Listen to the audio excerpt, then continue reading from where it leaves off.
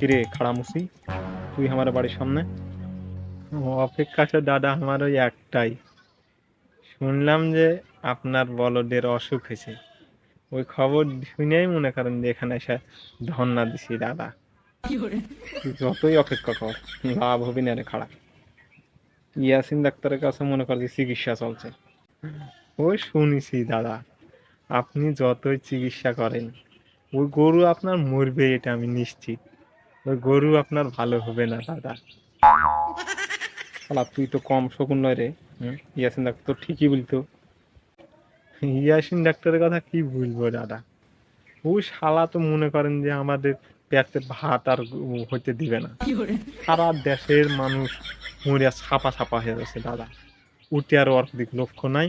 এই যে কয়েকটা গরু ছাগল মরছে, উটের পিছনে বেরিয়েছে। এগুলা কি সহ্য করা দায় দাদা বলেন তো? এগুলা তো আমারে হক থেকে বঞ্চিত করছে না।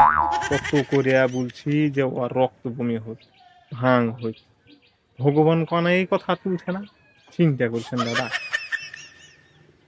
এই শালা এই গরু যদি মরেও যায় মাটি দিব দরকার হলে, তার শালা সুখ দিব না। শালা হট এখনো বাড়ি হট এখনো শালা